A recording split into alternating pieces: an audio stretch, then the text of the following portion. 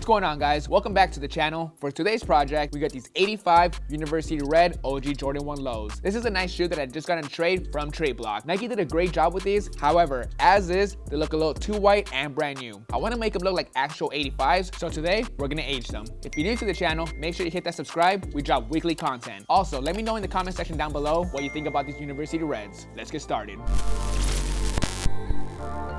Alright, so the first thing we're going to do to get started is take out the laces and insoles so we can start aging these shoes.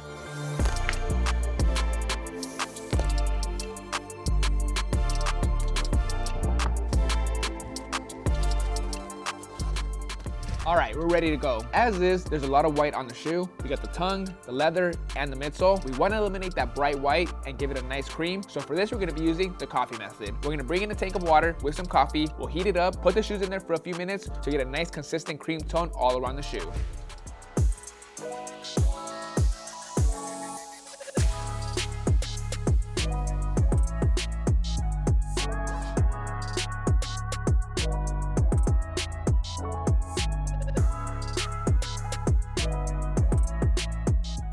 Alright, because we use coffee, the shoes smell like coffee. We got to get rid of that smell. So we are going to be using the washing machine with some detergent pods.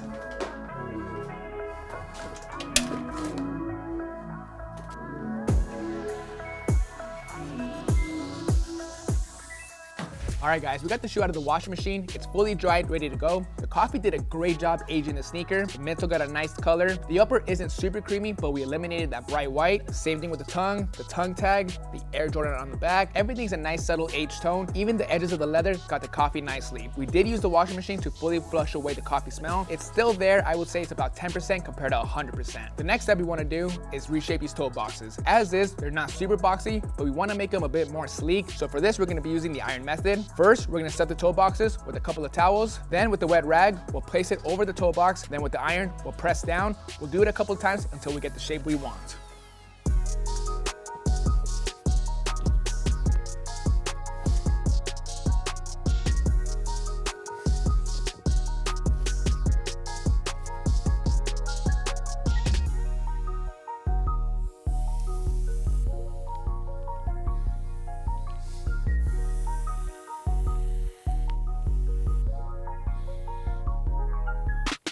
All done with the toe box. It has a nice sleek look. Really easy using the iron method. I'm gonna keep the towel inside the shoe for a few more hours so the toe box can retain that shape. Next step, we're gonna bust out the Foxtrot Uniform Sail Stainer. This is a cool marker to age the midsoles or other areas of the shoe. The coffee did a good job of aging the midsoles. It has a nice cream look. However, this is a factory issue. There's a big white mark right here, on the bottom right here, and more on the other shoe. This is a common issue where sometimes in the factory there's a mark, they just go in and paint it with some white paint. It's some really good paint because it doesn't come off that rubber, but when you go in and age it, it stays white. So we're gonna be using the marker to cover that area up. Plus I want to give the midsole some more age, so we're gonna apply it all over the midsole and let it sit for a few hours.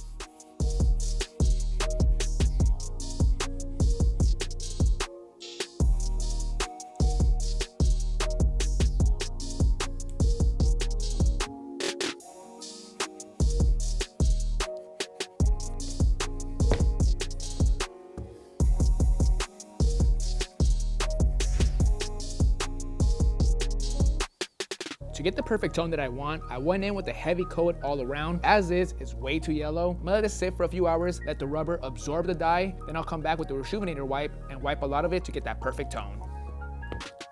It's been a few hours since I let the dye sit on the rubber. On one of the shoes, I already wiped off the excess using alcohol prep pads and a Rejuvenator wipe. Basically what I did, using both wipes, I went back and forth to wipe off the excess. If I wanted more of a subtle look, I would just scrub off more of the dye. As you can see on the before and after, on the untouched one, it's super yellow. This one is more subtle. Let's get it to this point.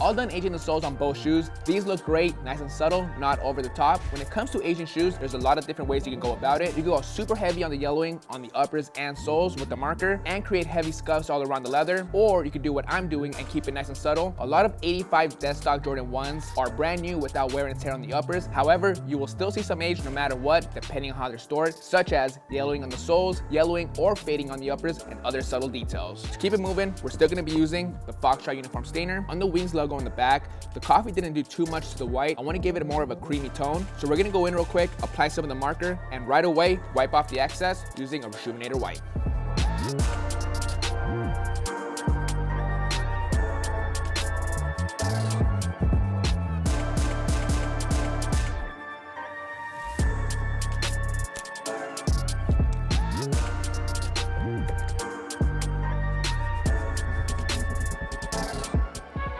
Wings logo looks great, it's nice and subtle, and it matches the midsoles perfectly. While we have the marker out, there's one last step we gotta do. For the tongues, we wanna hit the edges all around. Nothing on the inside or the tongue tag, that's good as is. For the edges, we're just gonna hit it with the marker all around. We don't wanna get any of the dye on the inside part or the tongue tag. Once we apply it, we're gonna go in right away with some acetone and cotton balls to wipe off any excess dye. I just want a slight yellow hint on that area.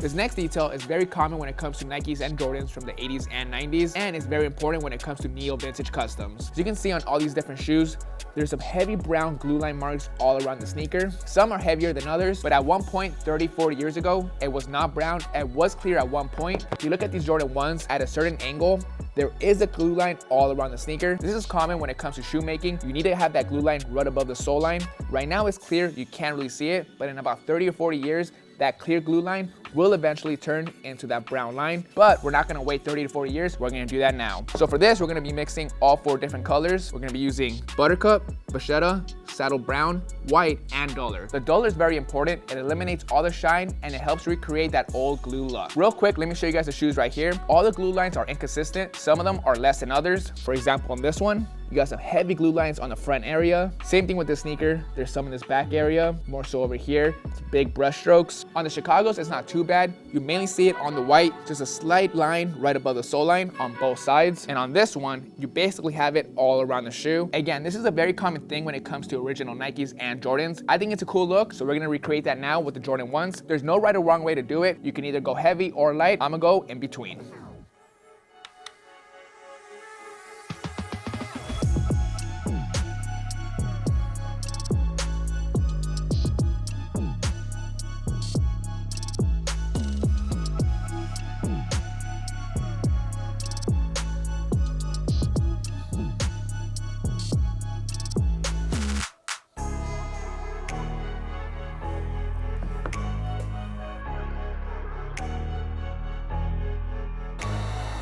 Glue lines are down. This shoe is starting to look like an actual 85 sneaker. It's a very minor detail, but it makes a huge difference. Now we're on to the sock liners. When it comes to 85s, a big detail when it comes to the sock liners, most of the time it's faded due to UV rays or just age in general. Not all the time, but it is an issue. There isn't too many 85 sneakers with a red sock liner, but there is the red metallic Jordan 1s. I've seen those a couple of times, and the sock liner is typically faded to the point where it has a little bit of white going on, pinkish reddish tone, not super noticeable, but it's a detail we're gonna include with these sneakers. So first, we're gonna do a lot of taping so we can recreate that look on the sock liner.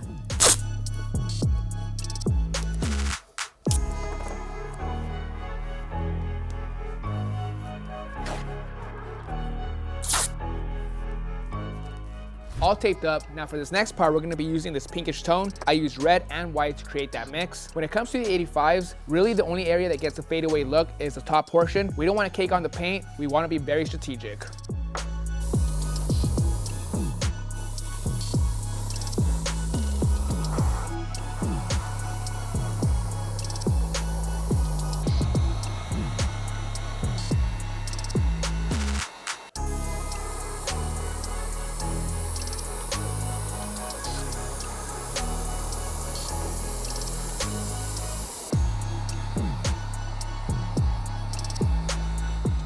All done creating that fadeaway look. It looks nice and natural. Now our water and stain repellent is great for a lot of different things, but today we're gonna be using it to lock in that paint on the sock liner so it doesn't rub off. We're gonna go outside and spray it.